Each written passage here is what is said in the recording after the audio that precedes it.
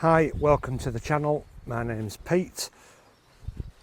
On this episode we're still covering the Driffield Junction to Malton Railway, and behind me is what you can see as part of that story. We are still continuing on from Wharram Street to Grimston Station. We're just over halfway across. A little bit back there was the highest point on the railway line, which is at around 345 metres above sea level, so it's all been uphill all the way for the train so far. Driffield, I think, is about 70 metres above sea level, and now it'll be all downhill into Malton, although not greatly steeply downhill, gradual gradient. So I'm going to tell you a little bit about this building behind me, what's in the woods over there, and then we're going to continue on up to Grimston Station, taking in a few bridges that are left to see, more than what I thought there was, and I hope you enjoy this episode.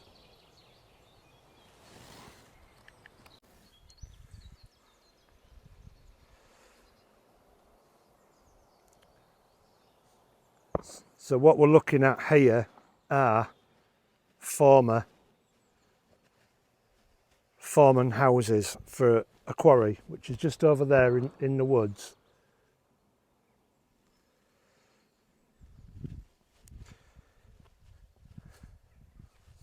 This place was open long before the railway came here. Quite a beautiful location. I'll give it a pan around shortly so you can have a look. These properties were probably built in the early 1800s. Late 1700s. The railway came here in 1850s, I think it was, wasn't it? Yeah, 1855 when the Grimston Station, 1853 when the line was opened officially for passengers. This house would have been stood here long before then. So this quarry was operational up until about 1925. As you can see, we've got the old oven.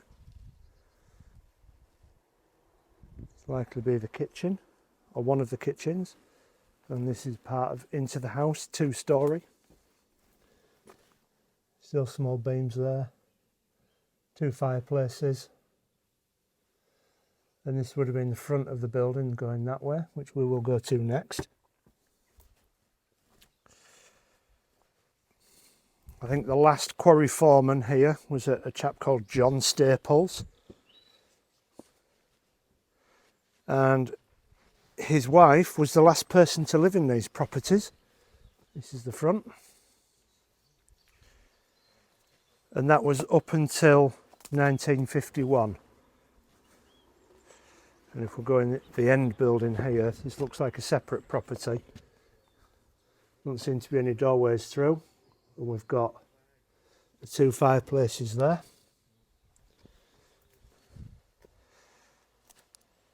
Going back along the front of the building.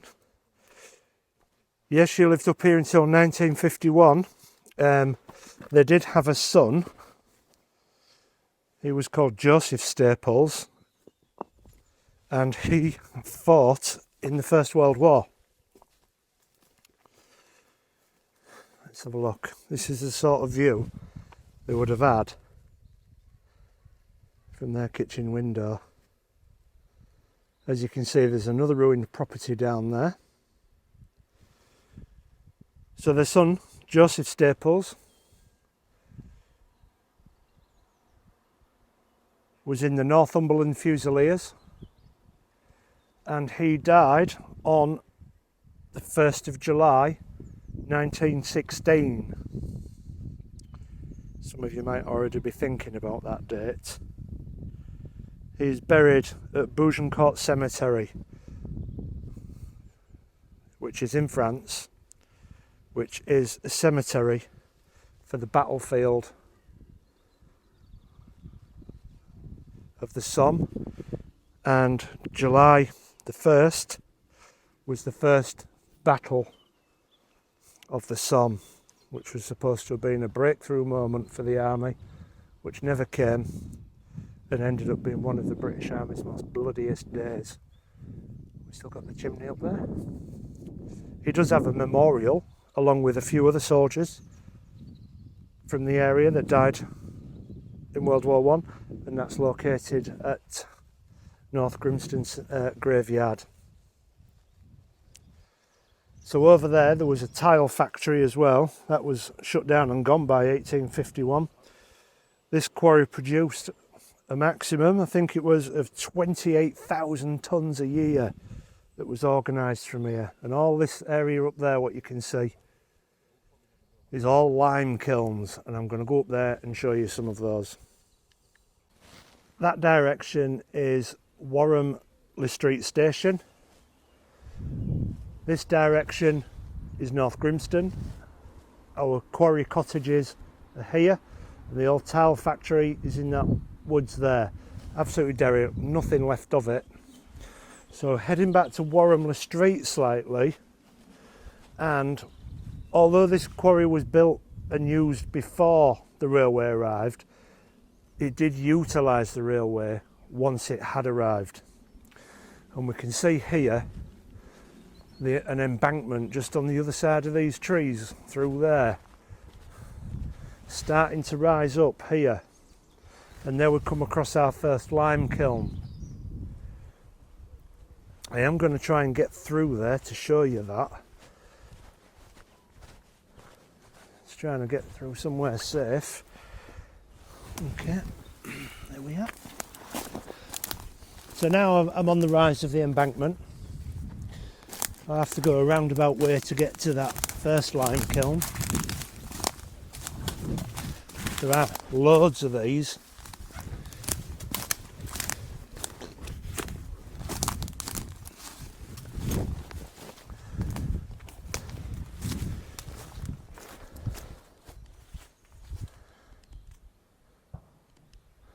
So this is our first lime kiln that we've come across going this direction. By no means the oldest one around here. And it looks like it's had actual repairs done at some point in its life. And we can get onto the top of this, and there should have been a pit there. Not a bad one. So you can see what that one looks like. This is quite a lot of lime kilns here. They are interesting. Got to remember, this is when men were men.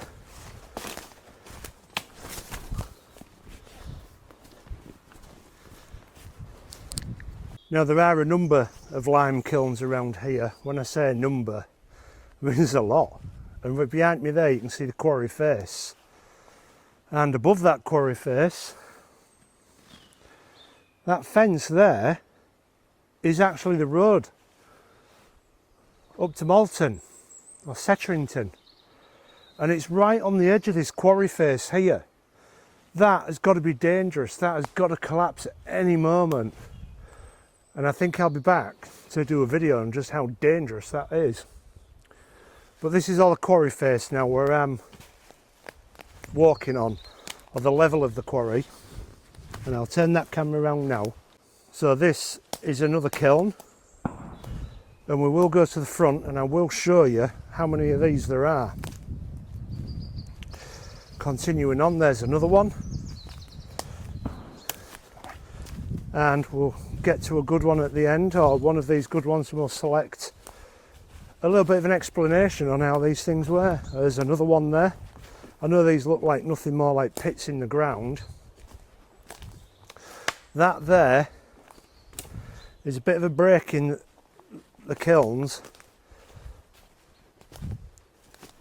and it's likely something spanned that, because there are some bolts in the ground about here, here and around there. Continuing on, and when it gets to the end of that drop, we have another kiln. Just in there. They don't stop there. There is another kiln over there, in that wall there, and then we're back to our quarry face.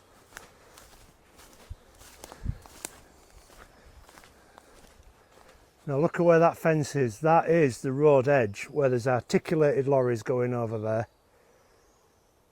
And in some points when you are travelling along that road, we did travel that road to come here, you can see where the fence has actually dropped down into the quarry. That's why I think it's worth coming back to discuss what was going on there. Now I've come back to this one here because you can see some brickwork in the edges there and around it. And you can actually see at the bottom somewhat of a hole, and that's probably where the fire furnace was. And what they used to do was they used to lay it with chalk, coal, chalk, coal, chalk, coal, chalk, coal, chalk, coal, and it would take 3 or 4 days to fill one of these. It was all done manually and precisely, and then they would light a fire underneath down there, and it would heat the kilns to around 900 degrees Celsius in order for a chemical reaction to take place to turn the chalk into burnt lime, which would be used in mainly construction. So that's what these look like from the top. We'll go down below and I'll show you just how many they are. I've now come down to the bottom of where the kilns are on the track bed. This is the track bed, and that's the direction towards Wharram Street. You can see that kiln there. There'll be another kiln over there. Access to the quarry face, and you can see all that behind us. And what we think they've done is they've started quarrying here, used this kiln, and then when they probably get to about there, it's getting too far to bring over here because the kilns can't have taken a lot of building. And if we move down this edge here, we have got more kilns. And we'll try and get into this one a little bit better because this is probably the best preserved. So this is our next one down the queue. As you can see, that's where it's been blocked up, but there'd have been a fire inside there. That's around 10 feet tall. I have stood inside there just to get the scale of how many there are. That's one there, another one in here, and there, that one's probably a little bit better for seeing the fire inside actually. So we'll try and get a bit closer to that one, and this will be the one where I'll show you. So you can see inside that one there. Again, that's probably about 6 feet tall, that one, and that's where they would have started the fire with wood and coal, and then the other coal inside the lime would have ignited through heat. And of course, when it'd take about 3-4 days to complete the process, and it would be dug out from there. That is where all the lime would have been raked out and then probably put into barrows where I am, or into sacks or something, to be able to distribute them at one time by horse and cart, but then by rail. And this is that big gap where we looked at from above, what was bridged. You can see the wall there, just in that side, and then it would have been bridged, and there's the other wall there. We'll come down here, we've got another kiln straight away, in a bit worse condition. So that's 4, and then there's another one here. This one's not too bad a condition really. 5, you can see the fireplace in that one really well.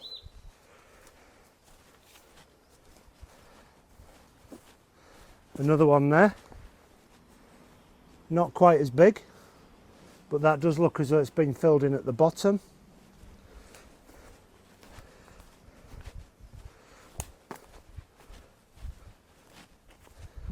This is all solid wall down here. And moving along, we've got the kiln that we started at the end, as well as the ancient one down that side there.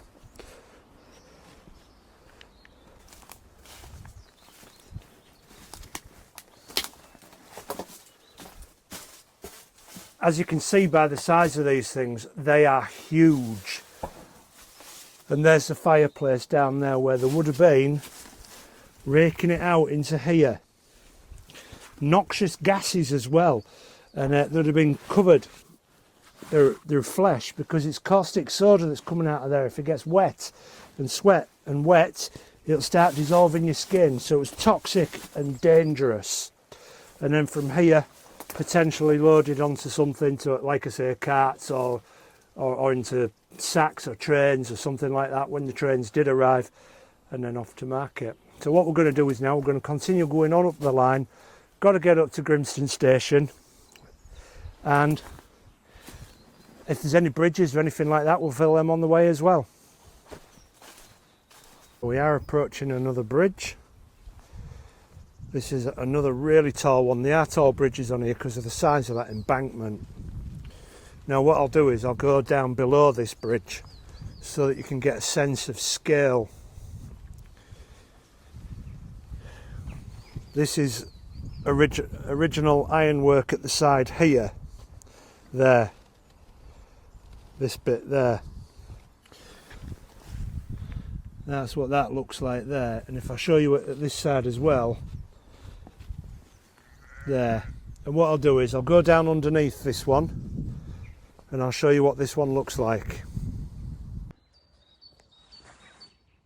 So this bridge I've come down underneath, you can just get the scale of that.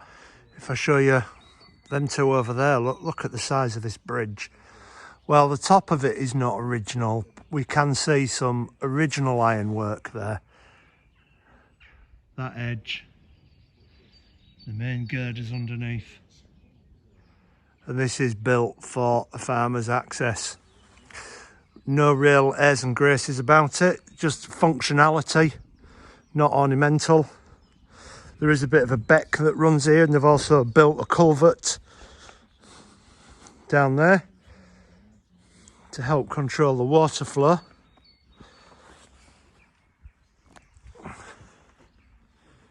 You can see the stonework there. Yeah, that's a bit nicer than most of it. And we've got some embankments at the side there. I suspect this side would have had one, but that's pretty much gone. That's this bridge from underneath. The bridge we've just come from is there, and then just a few hundred yards up from that we've come across another bridge. I suspect this one will be original underneath. This is a wide bridge, potentially wide enough for 2 tracks. Even though our embankment is 1 track, the original plan for this bridge was 2 tracks. They maybe never got the memo and they built this for 2 tracks. As you can see, we've got our roadway there, and then this bit here, excess. This side in too bad a condition, really. I mean, yeah, it's, you know, you think when this was built and commissioned in 1853, yeah, it's going to be leaning a bit. It's not going to be in the best of condition. And then when we go over this side here, still all the stonework and ironwork, but it is vastly overgrown with ivy. And I will go down and see what we can see of this bridge. So this is what it looks like from underneath. We've got these giant sandstone coping stones that goes all the way around up to the real big ones at the top, and it's an arch. We can't get on there, it is private land, so we shouldn't be going into this field.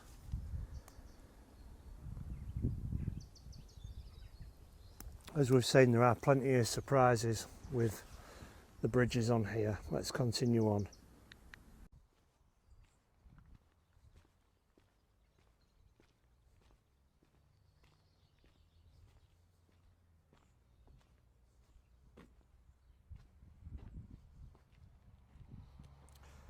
So we've come here because the quarry where we just were, the house, this is a memorial to the son of the last quarry foreman and of the lady of the house.